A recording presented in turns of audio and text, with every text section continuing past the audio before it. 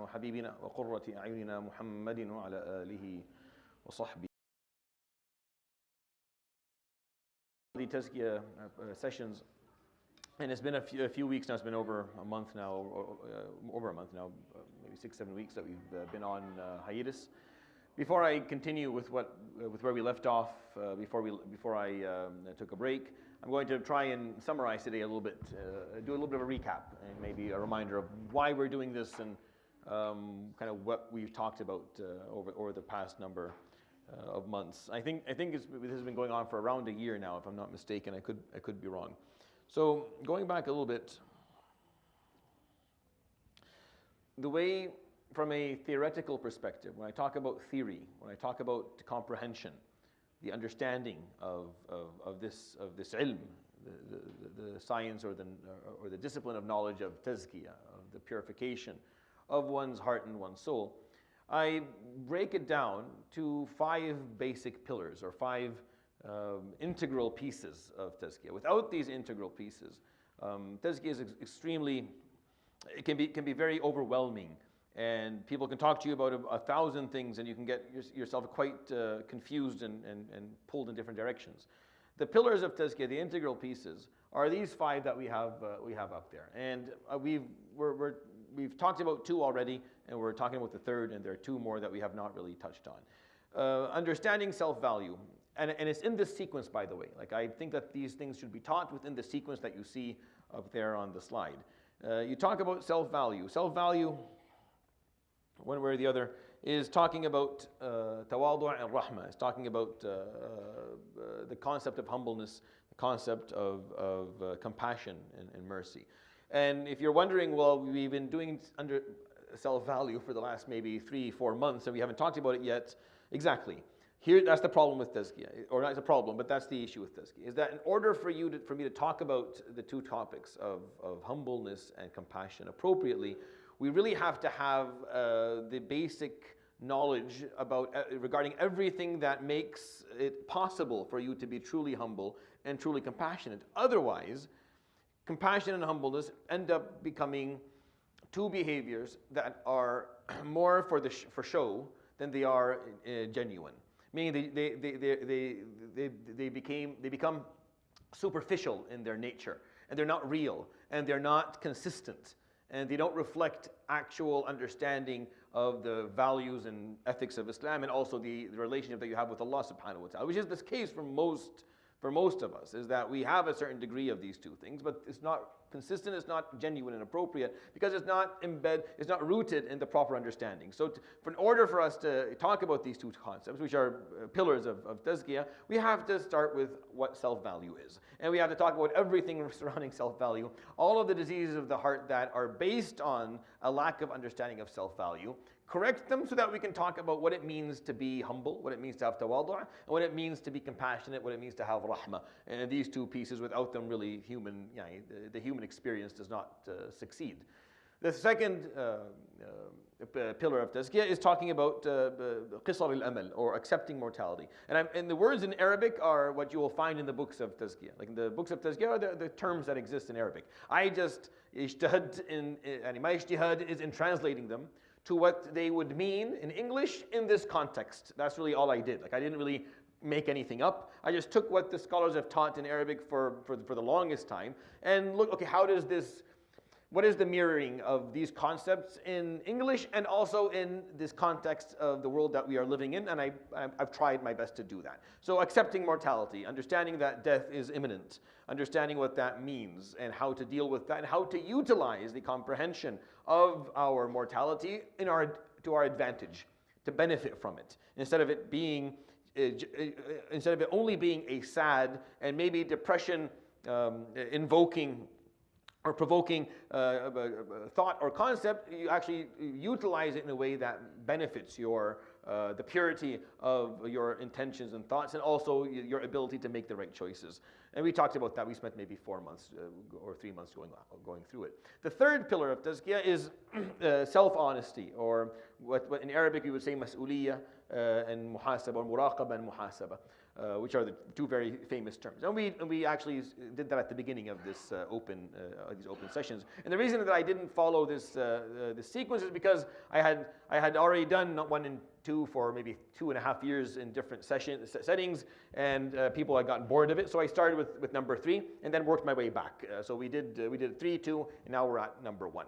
The fourth, muraqabah and muhasabah, or the concept of being honest with yourself, self-honesty, the ability for you to take off all of the masks and to see yourself for who you are. And even if you lie to others, even if you don't show yourself to others, even if you're not, at least you don't lie to yourself about who you are and what you are doing and what you truly feel and what you truly think, and you're able at least to level with yourself, because that's so important. And then also to accept the fact that you are accountable for what you do. And for that concept of accountability, to reflect on how you hold yourself accountable. This accountability is different than the mortality piece, because in mortality, you accept that you're accountable Yawm al-Qiyamah. You accept that Allah subhanahu wa ta'ala holds you accountable. Here, I'm talking about self-accountability. Meaning you hold yourself accountable for your mistakes. You punish yourself and reward yourself, and use that punishment and reward as mechanisms to improve your behavior, because without that, you're kind of helpless in terms of how you're going to improve as a person. And then the fourth and fifth, which we haven't talked about yet, which is sensitivity and etiquette, al-haya and al-adab. And these are, this is where tazkiyah becomes very much impactful on your social relationships and on how you behave amongst people. All of it is, but this is where it becomes very clear. And haya, which is that moral sensitivity, or that awareness, and then adab, which is the etiquette, having the understanding of what etiquette means. Because when you talk about fiqh, you talk about fard, rukn, you talk about wajib, you talk about mubah, mustahab, makruh, haram. Use these terms that are legal terms. This is obligatory, and this is recommended, acceptable, disrecommended, and impermissible. These are legal terms, but then etiquette is not a legal term. Etiquette is something different, and etiquette is a part of what tazkiyah turns into, which we will be talking about maybe towards the end of this year, inshallah ta'ala, if Allah subhanahu wa ta'ala keeps us alive and we are successful in getting through the modules in an appropriate timeline. And then the final piece, the final part, the final pillar of tazkiyah is the concept of zuhud and wara', which is moral frugality and asceticism. This is the final piece. Now, hearing that, because you've heard the word zuhud, being ascetic, having asceticism, where you're a minimalist. And you've heard the term wara', where you're frugal morally in terms of what you choose. Now you can imagine that if you start there, if a Muslim starts with wara' and zuhud, without the proper understanding of self-value, without the proper understanding of mortality and the understanding of what it means to be self-honest and self-accountable, and what it means to have the moral sensitivity and awareness, and to have adab and etiquette, then you're starting from the wrong side of it all. And without the root comprehension of what these terms mean and how you're supposed to see them, and they can be practiced, but they will most likely be practiced in a very superficial and unfortunately non-meaningful way. And this is what we see a lot occurring in the world today. When I want to be zahid, I want to be wara', and it just turns into, it's not moral frugality, it just turns into some form of extremism. Most of those who are religiously extreme think that they have wara'. They think that's what they have achieved, and that's not what they have achieved at all, because they don't understand what the word actually means, because they don't have the foundation of any of this, which is why I'm going through it the way I'm going through it. So where we are, we're in the first point. We have covered point number 2 and 3. I will, however, once I'm completely finished talking about self-value, do a quick recap of number 2 and 3 before we go move forward. What we've talked about is the concept of self-value, and this is how I display it for you. Now, by no means is this the only way to understand self-value or the only way to display it. This is just how I think it's easiest understood, and I try to draw a picture for you to make it easier for you to comprehend, but you don't have to understand it this way. There are many other ways for you to comprehend this, for sure. But I look at it as a pendulum. I look at our emotional, our mood swings, our emotional swings, to be like a pendulum. And our self-value, the way we view ourselves, the way we feel our value exists, is sometimes similar to how a pendulum swings in different directions. And the reason that I like this analogy is because once it swings, it swings. And it equates, when you talk about it, it equates being arrogant and having inferiority complexes, or being vain and having low self-esteem. It makes them equal. And because they are a reflection of one another. And if you speak to any psychologist, they'll tell you what vanity is for psychologists, at least for the majority of them, is just a defense mechanism against having low self-esteem. That's how they define it. Now, I think it's a little bit more complex than that. I believe that there's more to it than that, and that's what I've been trying to establish with you here for the last number of weeks and months. But that's how they look at it. It's just a defense mechanism that your superego brings in to try and cover up or make you feel better and remove whatever insecurities you have and low self-esteem that you have. But the pendulum kind of brings that idea that if it swings to the right, what happens to a pendulum when it swings to the right? Once you let it go, it will swing right to the left, and then it'll swing back and forth, which is what most people go through in life. They go through moments where they feel they're very valuable and they're important and they're significant and they're happy with who they are, and then they go through moments where they don't feel that, and they keep on going back and forth, and that, brothers and sisters, is absolutely exhausting. It's exhausting, and it will wear you out eventually. And when it does wear you out eventually, it takes away a lot of the joy that exists in life. It takes away your ability to enjoy the little things, the simple stuff, the genuine moments of happiness and that matter in this world, because you're so worn out, you're so tired of continuously trying to feel differently than you're feeling. The point of Tazkiyah is to go back to the root cause of all of it, to dive as deep as possible, say, why is this swinging to begin with? Why is it that you are going between a moment of feeling vain, feeling that you're very credible, that you deserve a lot of credit and a lot of praise for things you've done, versus you feel that you're nothing and you're worthless? Why is it that keep on going back? Is that a necessary thing? Is the swinging of the pendulum rooted in a proper understanding of who you are and what you are? Or is it based on a false comprehension and a false narrative of what you actually are? And Islam argues very clearly that it's based on a false narrative. Now, it's easy to say this. It's very difficult to comprehend it and actually practice it, but at least within these sessions we can state it clearly.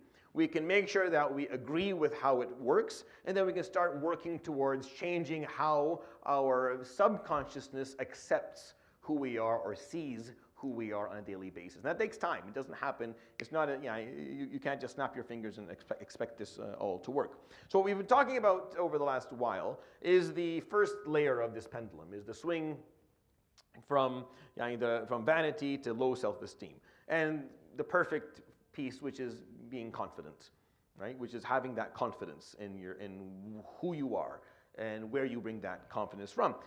In the midst of all of it, we did talk about what causes it to swing, whether it's the comparisons that you draw with people around you, the achievements that you've done in your life, people's opinion in you, your accomplishments, etc., etc. All of these things in life will, if you let them, will swing your pendulum one way or the other.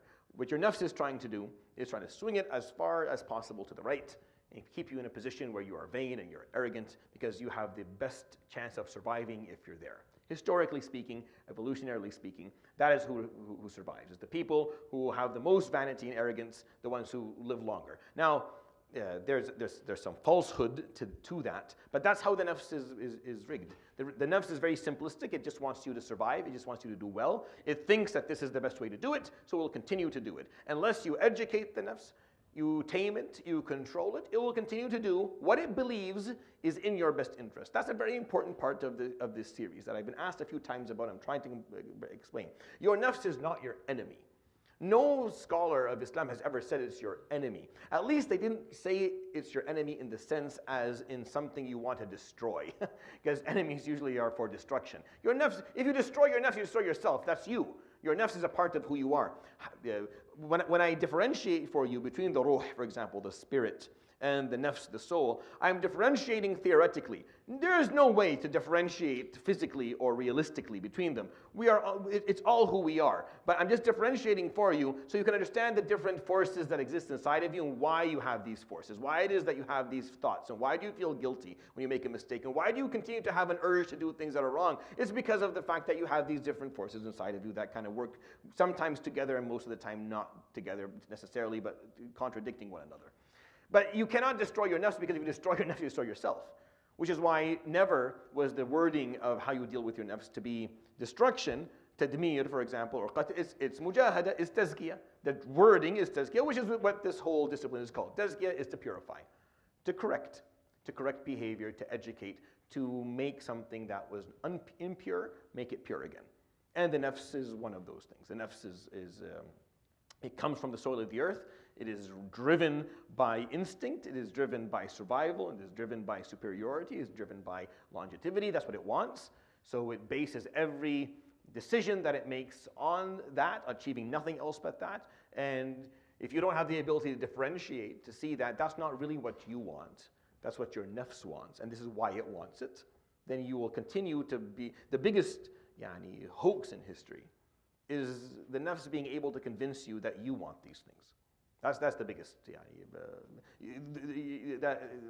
absolutely the biggest trick ever played, is for you to believe that you want this stuff.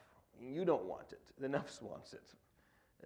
But it's trying to make you, because it has a goal, it wants to achieve it, and it will achieve it. It's like AI. If it's programmed in a certain way, it will continue to work towards its goal, unless you figure out the programming. Unless you go back and you figure out the code, and you fix it, and you make sure that it works in your favor from a moral perspective, meaning knowing what works. If you leave it, it will continue to push towards its goal, and it's relentless at doing it, and it will definitely beat you. Like, it will definitely get more and more complicated and more complex as long as you fail to keep up with it and to be able to see through its desires and its whims and what it is that is pushing you towards achieving, knowing that it's really not in your best interest what it's asking you for.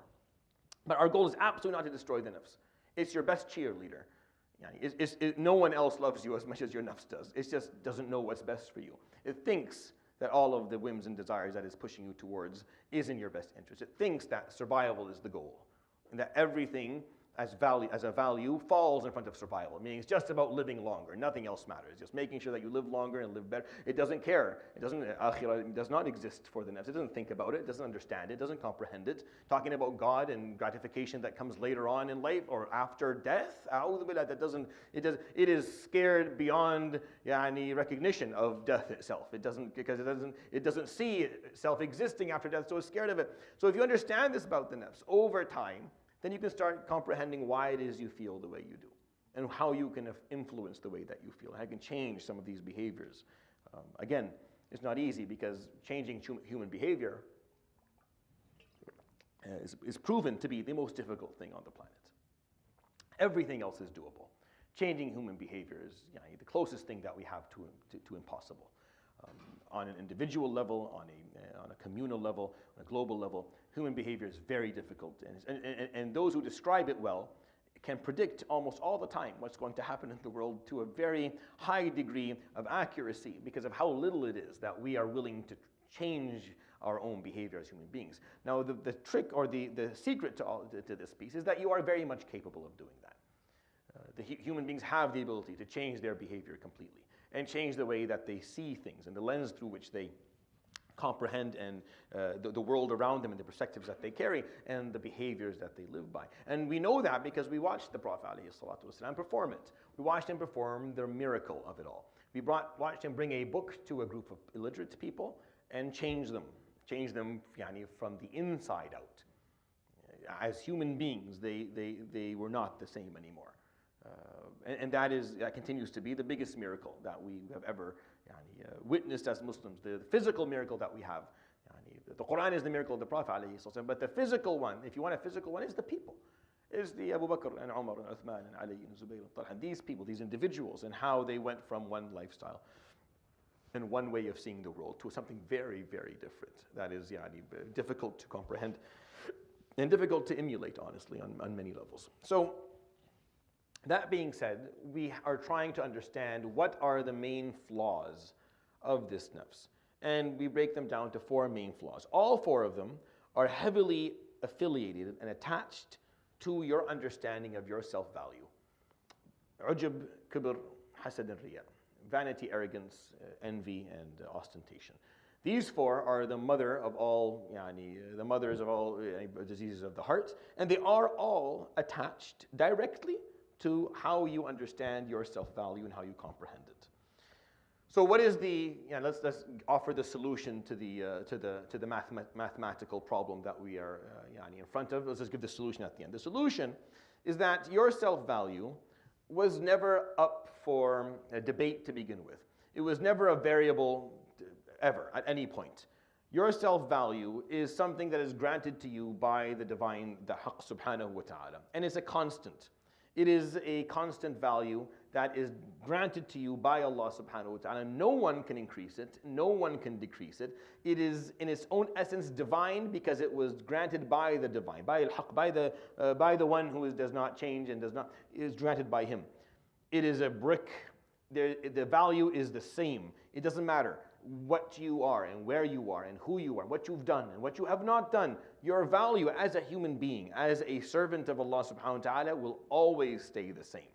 And if you're able to understand that, you stop trying to prove that you're valuable. You stop trying to prove to yourself that you are worthy and that you're valuable. You start looking for other things to prove. There are other things to prove for sure. Like there are things that we as human beings, we should be striving to achieve in life. We should be trying to achieve the rida of Allah subhanahu wa ta'ala, to behave in the best way possible, to be as beneficial to those around us, to be as pious as possible, to make it to the highest ranks of Jannah. We are trying to achieve goals. We're not trying to achieve a value. We're not trying to prove that we are valuable because that was already approved. You're born as a human being, khalas. Nothing, think about it from the point of view of humanity. You're a human being. There's nothing that you do that will make you more human or less human. You're going to, now, unless you're using the word human as an ethic, which I'm not using the word human as an ethic, right? Think about it. Let's give it a different example. You have a cat. There's nothing that this cat will do that will make it more of a cat or less of a cat. It can be a strong cat, a weak cat, a cute cat, a nice cat, a vicious cat. It could be many things, but it's not going to become more of a cat or less of a cat, unless again you take the word cat and make it an ethic. Or you give it a criteria. You say, here's what a perfect cat is, right? And then you decide that. We do that as human beings. We do that. We decide that, okay, this is the criteria that makes you a good cat or a bad cat. You're a cat. Yeah, you're always going to be a cat. You're a human being. You're always going to be a human being. Nothing will make that less or more. From the moment you're born, you're human. Khalas. You don't have to prove that you're more human or less human. That's what you always will be. And that value will always be there. And that value, that fact that it's constant, is why it is that at every given moment you have the ability to repent and turn back to Allah subhanahu wa ta'ala and achieve the highest great ranks in Jannah. You can always turn this around. As long as you're alive and you're still here, you have that possibility. That value is what is constant and equal amongst all of us. So it doesn't matter who I am right now and who you are right now. At any moment, if you decide to change, if you decide to be different, if you decide to take the steps that are required to, then you can turn this story around and you can become someone that's much better than you are right now. No one's mahroom. No one's alive and is deprived from the ability to please Allah subhanahu wa ta'ala and make it to the highest ranks of Jannah. No one is. Now we all choose if we're going to do it or not, but none of us are deprived. So the value of the human being is based on the potential that exists at every given moment. Allah subhanahu wa ta'ala gave it to you. It's divine, doesn't change. And it's based on the potential that exists inside of you at every given moment until the day that you die. Until the day that you're not human anymore. It's just a body. It's put in the ground. It's covered up because khalas, you are now going back into the earth to be absorbed by the earth because you're done. There's nothing left. So the idea of a good person, a bad person, these are abstract terms that don't mean much. Allah subhanahu wa ta'ala yawm al-qiyamah decides where people go. Decides on whether what you did was worthy enough to go in one destination or the other. But at the end, we're all just human beings. The potential of goodness exists inside of you. The potential of badness exists inside of you. Each and every one of us has that potential. If it didn't exist, then there would be a meaningful. If we had fluctuating value, if one of us was more human than the other, less human than the other, then we would have a real problem at our hands. It would be impossible for there to be equal judgment yawm al-qiyamah or just judgment yawm al-qiyamah in any way. It's impossible. It's what the human race did for a long time. Go study human history. All of human history is just basically civilizations or groups of people that decide who is noble and who is not. And they have a 3-tier, 4-tier society rankings almost all across the globe. This is what we've always tried to do. This person here is more valuable than this person here. So this person, you can murder him and you can do whatever you want to him or her, and it's fine. But this person here, if you touch him, this is a problem because we have a 2-tier or 3-tier, or 4, depending on what civilization you look at, sometimes even more than that. The rankings differ so much. And what we are taught by Allah subhanahu wa ta'ala is that there is no difference. We are all exactly the same. If the Prophet ﷺ passed away saying this, لا فضل لعربي على أعجمي ولا, is what he said, right? There's no difference. So he's saying that not just, so he's saying that also for you to understand. Like he's saying it not just as a law, a civil law that should be applied upon people. He's also saying alayhi salatu wasalam as a concept of tazkiyah that you carry inside of you. That there's no one's better than anyone. There is no fadl, there is no advantage for it. So you sit there, it doesn't matter. I'm Arabi, A'jami, I'm white, I'm black, I'm red, I'm yellow. It makes no difference. We're all exactly the same. That starting point is of such importance. It has a lot of, it grants you what that middle piece of that first level is, which is confidence. You have thiqah. You have confidence based on knowing that you are created by Allah, and that Allah subhanahu wa ta'ala granted you that, and that whether people celebrate you every day and call you the best person they know, or if they're stoning you and throwing tomatoes at you in the middle of the, it makes no difference. It doesn't matter with their approval of you or disapproval of you. What they say about you or they don't say about it doesn't change the constant value of who you are as a human being. That is what we base our deen on. That's what we base our understanding on from our deen. That's what Allah subhanahu wa ta'ala tells us. And we know that the potential of khair is always there, so we're always repenting back to Allah subhanahu wa ta'ala, because we know we can always make this better. We know we can always change this. But the problem is that how do you convince your subconsciousness of this? And how do you rewire your nafs to accept this? Because if you don't do that, it will continuously argue the opposite. So when you're listening to me say this and you're not sure, you don't like it, it's really not you who doesn't like this. There's the part of you that doesn't really like it. The part of you doesn't like the lack of rankings. Because there's a party that wants there to be rankings. And is willing to roll the dice and see if it can get a higher ranking. Like it's willing to do it. That's what the nafs is. The nafs is it's a gambler. It wants to do this. It doesn't want to explain to the nafs we're all exactly the same. No one is better than anyone. We're all equal. The nafs, this is boring. No, the survival doesn't help with that. That means my chance of survival is equal to everyone here. No, not doing that. We have to be better. We have to be higher. We have to be ahead so that we can. That's how the nafs is always going to function. So really, it's the nafs that doesn't like this breakdown. Even though sometimes you run the risk of actually being on the lower side, but it prefers that, because if there's the possibility of being lower, that means there's a possibility of being higher, and it's willing to risk to see if it can get you higher. That's what it wants. That's how the nafs functions. But really, the story that Allah subhanahu wa ta'ala created for us is much more boring. You're all the same. You're all human. You all come out exactly the same. You're all equal. You live your lives equal. It doesn't make a difference. There's only the choices that you make, whether they are drawing you closer to Allah subhanahu wa ta'ala, whether they are aligned with the morals and ethics of your deen, whether they are pleasing Allah subhanahu wa ta'ala. That's it. You just make those choices and you walk a path, and sometimes you walk it well and sometimes you don't. And it's the cumulative amount of choices that you made at the end that you're going to be judged by. And that, it's not as, I guess, exciting, right, in certain ways for the nafs. But in reality, it is very meaningful, because it puts within your hand the control over certain things that maybe we don't feel that we control. It's nicer, I guess, it's more exciting to think that the destiny is given, and I am just innately just better than other people, or just more special. That's a nicer thought. It requires less work on my behalf. I don't have to put as much effort anymore. I can just believe, no, I come from a better family. I was special from the day I was born. I don't have to worry about doing much. And at the end, Allah subhanahu wa ta'ala will give it. And people use the deen sometimes to justify these types of beliefs, these beliefs that are extremely negative, very passive. And more importantly than negativity and passivity, they're incorrect. They're not the truth. The truth of the matter is that we're all created the same. And it's just what choices that we make as we go along. So this is just a kind of quick.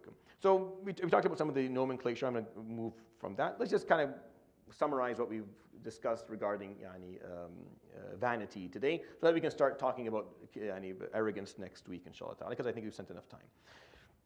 Vanity is the main disease of all diseases of the heart. It's the main one. All the rest of them are just add-ons. They're add-ons to what ujub is. And vanity in its essence is really a very simple thing. It's just a decision that we make as people to credit ourselves for what we've done. It's a decision to say, I'm saying I deserve credit for what I did. This is how much credit I deserve for what I did. I should be praised for what I did, for what I've done, sorry. That's what you're making a decision saying, you know what, I'm not waiting for this. I did this, and I deserve credit for it, and I deserve this amount of credit and this amount of praise for what I've done in my life. This is what Allah subhanahu wa ta'ala is going to be doing for us Yawm al-Qiyamah.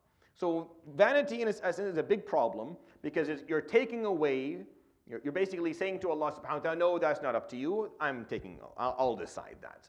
No, He decides that subhanahu wa ta'ala. He decides Yawm al-Qiyamah whether your effort in this life is praiseworthy or not. Because we're putting effort in our lives. We're putting effort. But not everything that we achieve is based on our effort alone. There's a lot of other things that play into it.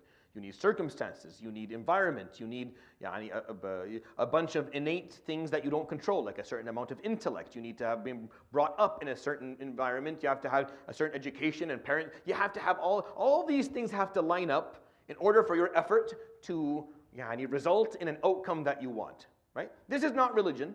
This is just realism. This is just life. This is life. Anything, in order for you to achieve an outcome, you need a bunch of things to line up and then your effort, right? So the question is, how much of the outcome is based on your effort? How much?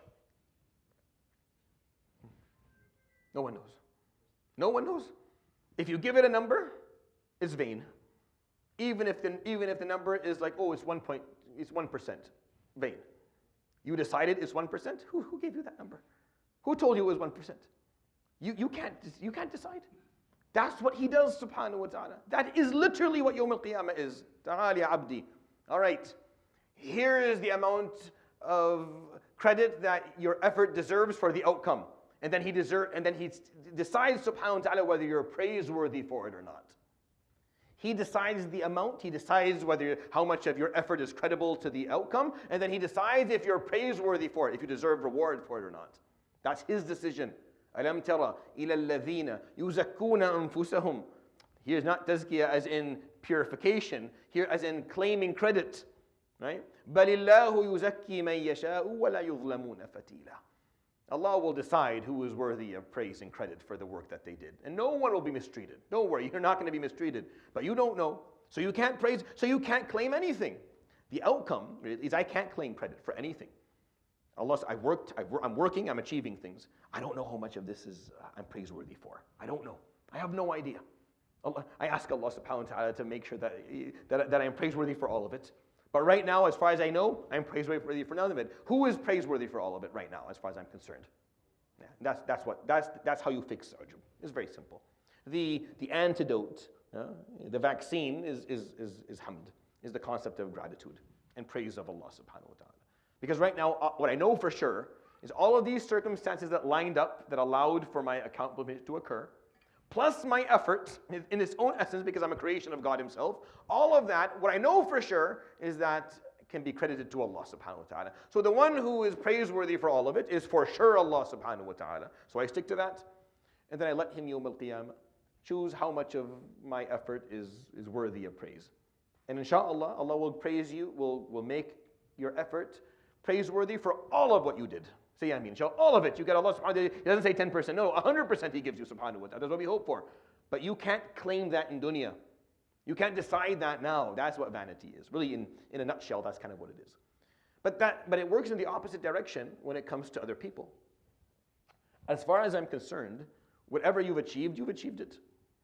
I don't say, no, you're the Safar. It's Allah subhanahu wa ta'ala. That's not my job is the opposite, is to praise you for what you've done. Why? Because I have to have good assumptions in you. That's my job. My job is to have good assumptions in you as a human being. So I assume, through the mercy of Allah subhanahu wa ta'ala, that you are praiseworthy for all of your accomplishments. Everything good you work for. So I use you as an example, and I ask you for your advice, and I praise you for the hard work you've done. But then you, on your side, you do the opposite. It's just an issue of honesty. I don't know how much you're praiseworthy. Like, I don't know what your effort is credible for. I don't know. Is it 10%, 100%? So what do? I have good assumptions. I assume that inshallah all of it, and that's how I deal with you. But then you're looking at yourself, and you don't know either. So you assume none of it. It's just a matter of how you see yourself and others in this world. Because we don't know, because I have no idea how much you can be praised for what you've done. And you don't know, then how are we going to deal with this? It's an unknown, I don't know. Can I praise you for your accomplishment? Did you work? Was it really you? How much of it was you? I don't know. Do you know? No, I don't know either. So what do we do here? Well, my job is to have good assumptions in Allah and in you. So I'll have a good assumption in you that you worked hard and you're worthy of praise. You have the job to do the opposite. You have the job to say, I can't credit myself for anything. I'll credit Allah subhanahu wa ta'ala. We have the opposite in the world today. Or not in the world, in general, it's the opposite. What people usually do. Normal human behavior, right? Without tazkiyah. And you've felt this, you've done this in your life as a human being. 100%, not because you're bad, because you're human. We've all done this. Is where we credit ourselves. I worked hard. I spent all of my life working. While all of my friends were sleeping and playing and going and traveling and spending their money, I was staying home and I was working hard and I was trying. So what I have, I worked hard for. These other people, they all inherited it. they all got lucky, right? So we do the opposite. I actually discredit them for all the good things they have and credit myself for all of the good things that I have. And that's the absolute opposite of what we're supposed to be doing. Understand the problem here? Like the tables are completely in the wrong direction. As a Muslim, no. I'm telling you. What's the first rule of tazkiyah? It's about you. It's not about how other people see it. It's not how, you're not trying to fix other people. You're not trying to fix their perspective. You're trying to fix yours. Because this is what's going to save you Yawm al-Qiyamah. This is what you're going to do. So you're not going to think that way. You're going to see people's, what they've done, and you're going to be very, mashallah, amazing. You're going to praise people for what they've done. You're going to assume that they've worked very hard for it, and you're going to thank them for it, and you're going to praise them for it. And then you look at yourself and say, Alhamdulillahi wahdah. Wahdah, it's Allah and only Allah that gave me this. I dare not claim anything, but I ask Him Yawm al-Qiyamah to grant me reward for it. And if people say, you didn't work hard, you're right, I didn't work hard. I did not. I worked very little. Oh, Wallahi, if you knew how little I worked for what I had, you wouldn't even respect me. So I'm going to perform sitr and not tell you what I've done. Actually, when you live this way, you disarm people who are aggressive and combative. You disarm them completely. Like, I worked hard. And you're like, yep, you're correct, you did. MashaAllah, like, Allah iftah alik. And you did nothing. Wallahi, if you knew how little I did, you would be surprised. May Allah forgive me. They have nothing. They have nothing because there's no, and it's not because you're not lying about it. You're not acting. No, this is really what you feel. And I'm telling you, this is what the Prophet ﷺ felt. This is what the Sahaba felt, and every Imam and every great person I've ever run by, met or came by and passed in my life, this is how they feel. It is not an act. It is not some artificial humbleness or artificial, confidence. No, they truly believe, I didn't do anything. And they'll sit down and tell you, Wallahi, I was raised by a father, may Allah have mercy on him. I was raised by a mother, I sat with this sheikh till this day, the barakah of this man runs into me. And they'll sit down and they will convince you that they did nothing. Like you will walk away convinced that this sheikh did nothing at all. It's all just of course, because you have no tazkiyah and you don't understand how it's looked at. But he truly believes this of himself. But he sees people around him and he's always impressed. MashaAllah, Fulan, you don't know. Go see Fulan how he did. Because they have no need. They're not trying to prove anything. Because their self-value is a constant brick. It doesn't change. They have nothing to prove. It doesn't threaten them that Fulan is doing really well. It doesn't threaten them that maybe people respect Fulan more. It doesn't bother them at all. Because this is not something, it's not up for grabs and it's not debatable and it's not fluctuant. It doesn't make a difference. So they truly feel this, and people like that live better. They live longer. They live way better than those who are constantly trying to prove. This happens a lot amongst siblings and in families. It happens a lot, especially where you're trying to prove that you're a better son and you're the better of the brothers and you're the better of the cousins and you're better of the stuff. Well, let's just let it go. Just let it go for a moment. Wallah tartah ya sheikh. Wallah, this burden that you're carrying your back has been hurting for a long time. You don't know how long it's been hurting. You just let it go and feel, alhamdulillah, I don't care anymore. It doesn't matter. And actually go around just giving praise and compliments to other people. Raise them, irfa'hum, and you're happy. Alhamdulillah, Allah has given me a lot and He's given it to me and I don't claim it. You live easier. And wallahi, it fixes communities. It mends hearts. SubhanAllah, when you follow what He teaches, SubhanAllah, I understand why, it mends everything. Wallahi, it actually fixes not just you, it fixes everyone around you. And this becomes contagious after a while. When people stop trying to, because they just stop trying to prove stuff. And they stop lying about it. and they just accept the reality of it all. And subhanAllah, it's a way, it's a much more healthy way to live.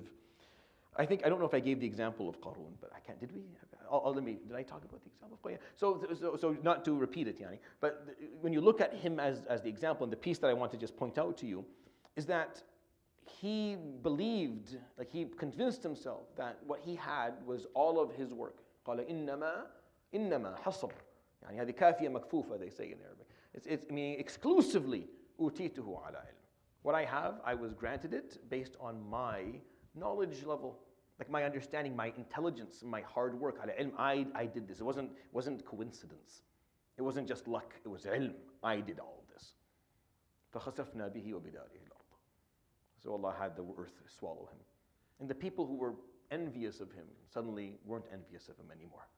The people who were watching, wishing, they weren't anymore. Like, oof, وَيْكَأَنَّ اللَّهَ يَبْسُطُ الرِّزْقَ لِمَنْ يَشَاءُ وَيَقْدِرُ. It's really not that. It's just Allah subhanahu wa ta'ala gives wealth to whom He wants and takes wealth away from whom He wants and makes people rich and makes people poor. لَوْلَا أَمَّنَّ اللَّهُ عَلَيْنَا لَخَسَفَ بِنَا. If it wasn't for Allah subhanahu wa ta'ala's rahmah, He would have done to us because we were in the same. SubhanAllah, this ayah in the Quran is very meaningful. When I did tafsir of Surah Al-Qasas, I talked about it for maybe for a full hour. The reason being is because what this ayah is saying is that they understood that even though they didn't say what Qarun said, didn't have what Qarun had, they were functioning inside the way he was. It was just a matter of opportunity. This is why we talk about Tazkiyah. Because yes, Qarun said that, right, and did that. But who is to say that if you were in his position, you wouldn't do the same? And that's the question that is always going to be asked. That's always being posed and asked in the Quran at all times. Yes, you didn't say what, when we talk about kibr, for example, we're going to talk about Iblis, and we're going to talk about Fir'aun, we're going to talk about, who's to say? You know for sure?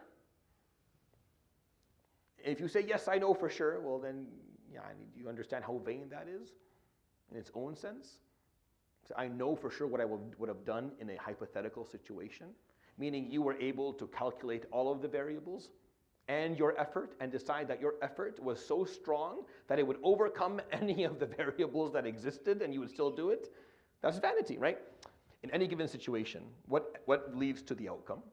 The accumulative effect of all of the variables that are outside of you, and then plus your effort, if they add up to the outcome. So I'm telling you that you don't know what it's like to be Qarun. You don't understand all of the variables in the environment. Are you saying that if you were in his position, you would never do what he did? So you're saying that change the variables, do what you want, put whatever environment, whatever upbringing, whatever experiences, whatever social situation, put anything you want. My effort is so powerful that I would definitely bring the better outcome. Well, there you go. See, back to the same problem. We're back to the exact same problem. You don't know that. You don't know that. Is everyone here understanding that you don't know that? That you actually don't, it's not like it's a hypothetical and you just have to accept this. Aini, you don't know. You have no idea if your willpower and your energy and your effort is actually stronger than all of these variables. I don't know. I have no idea. What do I hope? I hope that they are. I ask Allah subhanahu wa ta'ala to make it to be that. I ask Allah subhanahu wa ta'ala to give me enough strength inside of me that no matter what the variables are, I stand my ground. That's what I ask Him. But I don't know that. I don't know right now how far my breaking point is. Do you? Do you know how far away your breaking point is from where you are right now? How many things need to happen before you snap and you lose whatever a connection you had, whatever piety you had, whatever morals and ethics, whatever closeness to Allah you have? You don't know. You don't know. Does it exist? Of course it does. Of course, it's a scary thing, but this is what Ujub will blind you from this. Ujub will act like, no, I'm always like this. No, you're not. No, you're not. It's وَلَوْ دُخِلَتْ عَلَيْهِمْ مِنْ أَقْطَارِهَا ثُمَّ سُئِلُوا الْفِتْنَةَ لَآتَوْهَا وَمَا تَلَبَّثُوا بِهَا إِلَّا يَسِيرًا وَلَقَدْ كَانُوا عَاهَدُوا اللَّهَ مِنْ قَبْلُ لَا يُوَلُّونَ الْأَدْبَارَ. Had the Confederates entered Medina, they would have given up. The Confederates never entered Medina, and these people never gave up. Like the Confederates didn't enter Medina, and the people of Medina did not give up their deen. But He said, subhanahu wa ta'ala, and had they done that, they would have given it up. Meaning that would have been your breaking point. You had strong iman, but your breaking point was if the Confederates entered Medina that day. But they didn't. You understand how scary this ayah is in the Quran? It's an absolute, it's very, very frightening. Because it's Allah subhanahu wa ta'ala saying, by the way, your breaking point was there. You were this close from your breaking point. But I held it back for you. And that's why you're still mu'min.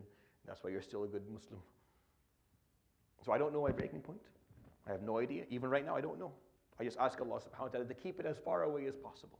And to strengthen me as much as possible so that I don't break under any circumstance. But I can't. Vanity is when you understand the problem with vanity? This is the problem with vanity. Vanity is the claim that no, never would I do that. I hear this sometimes. I would never leave my deen. Say inshallah. That's a dua, not a statement. A dua, not a statement. It's a dua, not a statement. You can't state that. If you don't believe me, I'm just using very common stories that we all know. Sayyidina Umar, in his very famous quote, when he said, whenever a musibah happens, I get rid of my sorrow by thinking of a few things. So the first thing he thinks about is that it could have been worse. He takes a moment and says, it could have been worse. Alhamdulillah, it's not worse than it was. And then he thinks of the biggest musibah of his life, alayhi salatu wasalam, which is the loss of Muhammad, alayhi salatu wasalam, the Prophet. The worst, meaning everything, when he compares it to the day the Prophet alayhi salatu wasalam died, it's become nothing. Like it's no big deal. But the third thing he said, أَنَّهَا لَمْ تَكُنْ فِي دِينِي. This is his wording, that it wasn't a musibah that affected my deen. It didn't shake the foundation of my faith and my iman and my belief system and who I am as a person. It didn't touch that. It took away my wealth, took away my health, took away a family member. I lost a limb, I lost money, I lost a home, I lost a country, but I didn't lose my deen. Alhamdulillah. This is Sayyidina Umar. This is what Sayyidina Umar al-Khattab says. The Prophet alayhi salatu wasalam, one of the most famous dua that you listen to in Ramadan, to the point where even if you don't speak Arabic, you can وَقْسِمْ لَنَا مِنْ خَشْيَتِكَ مَا تَحُولُ بِهِ بَيْنَنَا وَبَيْنَ مَعْصِيَتِكَ وَمِنْ طَاعَتِكَ مَا تُبَلِّغُنَا بِهِ جَنَّتَكَ وَمِنَ الْيَقِينِ مَا تُهَوِّنُ بِهِ عَلَيْنَا مَصَائِبَ الدُّنْيَا. من اليقين. Give us enough certainty that we don't lose our deen when the musibah comes our way. This is what he said, alayhi salatu wasalam. Like he would say, give me enough strength in my yaqeen that I don't lose it all if it hits hard. Because these are people who understood that vanity is, you can't be vain. You even, especially in your deen, you can't be vain. Especially when it comes to your religiosity. You cannot be vain in your religiosity. Vanity in religiosity is where you feel overly comfortable with your level of religiousness. An example of bad religiosity, we've been talking about this for a while, is when you feel overly comfortable. You've been praying and fasting for years, you've done a lot of good deeds, and you feel you're fine. Your deen is fine. You feel that you're going to be fine Yawm al-Qiyamah. You feel very comfortable with how you're performing. You're very satisfied with yourself because of how you've been praying and behaving lately. This is one of the biggest masa'ib. One of the worst things you can do is allow your religiosity, meaning your tadayyun, make you someone vain. You feel full of yourself. Because why? Because I'm religious. I've worked hard. I've prayed a lot. I have done a lot of good deeds. I have served Allah subhanahu wa ta'ala for years and years and years. I have been standing in at the forefront of da'wah and worked for decades and decades. So what does that mean? So what? الأعمال بإيش ببداياتها ولا بخواتيمها. The actions are based on how your legacy or the end of them. It's the last one. That's what the Prophet ﷺ told us. That's why that's the case, because you don't know how it's going to end. You don't know how it's going to end. At any moment it can turn. So where is this comfort coming from? If you look at the Sahaba, if you look at the great people, how did they feel about the end? How did they feel about their lives? They all would pass away with fear of what's to come. Even, I'm talking about people who were point blank told by the Prophet ﷺ with witnesses that I saw you in Jannah. Like this person heard it with his own ears, like Bilal and Ibn Mas'ud. They were told you're in Jannah. And you find them in severe, almost panic of what's going to, because they have no comfort. They have no comfort at all. Their religiosity does not give them, doesn't give them comfort that is vanity. It gives them comfort that inshallah they're close to Allah subhanahu wa ta'ala. It's all about the perspective. It's all about how you're using what you're doing. How are you allowing your good deeds to make you feel that you are on the, that now you're a better person and that you're more likely to go Jannah. No. Jannah is through the rahmah of Allah subhanahu wa ta'ala. There's a person who doesn't pray at all and ends up in Jannah. And there are people who spend all the rights and don't make it. This is repeated time and time again in the Sunnah and the Quran. We know this piece. I think I'll end for you. We have a few minutes. A famous story that exists in the collection of Imam Bukhari. And it's I've narrated it a few times here, like in this masjid. Where the son of Abu Musa al-Ash'ari would come and speak to Abdullah ibn Umar ibn al-Khattab, and they would talk. And the son of Abu Musa would say, because their parents were friends, like Abu Umar and Abu Musa were close, like were tight. And Abu Umar respected Abu Musa and loved him very much, and they would talk. He was his counsel. He wanted to hear his opinion. And the son of Abu Musa, I can't remember his name right now, was listening to a conversation that they had, and he told Abdullah ibn Umar, remember this conversation? He said, no, I never heard it, so let me tell you what they talked about.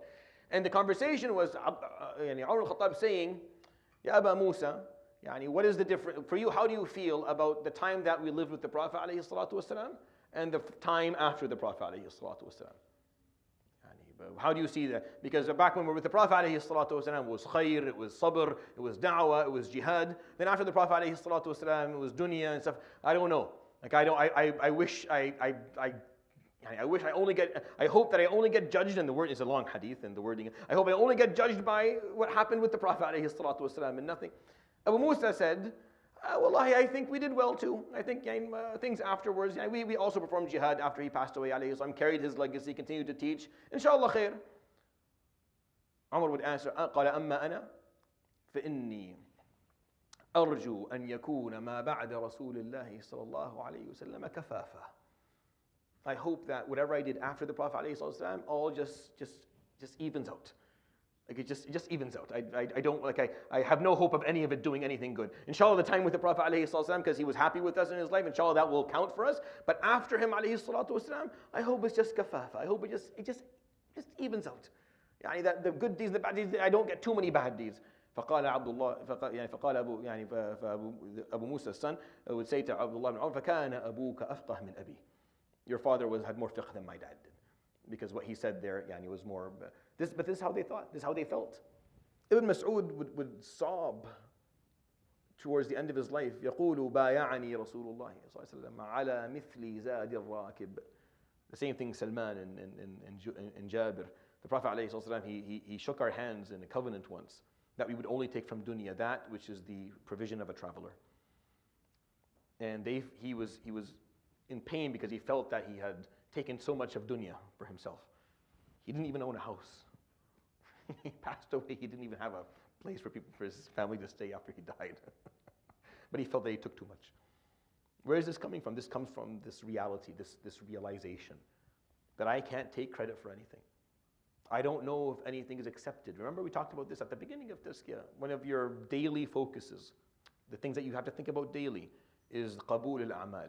Are your deeds accepted or not? If you do that all the time, then you're stuck with, okay, not only can I credit myself, not only can I not credit myself for my accomplishments, I don't know if anything I did is accepted by Allah subhanahu wa ta'ala. So if you can't credit yourself for anything that you've actually accomplished, and you have no idea if Allah subhanahu wa ta'ala accepted any deed, then what is there to be vain about? How does vanity enter into this equation at all? Unless it's a delusional process of thinking. It's delusional thinking. It's a decision that someone's making, that I deserve this amount of credit and my deeds are accepted. And people sit back, claiming credit for all of what they've done and happy that, I'm going to Jannah, kuffar are going to Nar. And they sit back feeling very comfortable, relaxed. It relaxes you. It relaxes people. I'm relaxed. I don't have to think. What I have, it's not a lot, but I worked for it. I made all of it. I deserve praise for all of it. And I'm Muslim. I'm going to Jannah. Others are going to Nar. I cannot tell you how opposite that is of what the Prophet ﷺ taught and lived. And all those who truly followed him, how they lived and what they taught. It's the opposite. It's the absolute opposite on an essential, profound level, where they lived their lives. They took credit for nothing. They praised Allah subhanahu wa ta'ala for everything. That's why Alhamdulillahi Rabbil Alameen is the first word in the Quran. The name of our Prophet is Ahmad. And then when he was Ahmad long enough, he turned into Muhammad alayhi salatu wasalam. And he carries Yawm al-Qiyamah, the banner of Hamd. And the followers are called al-Hammadun Yawm al-Qiyamah. This is who we are.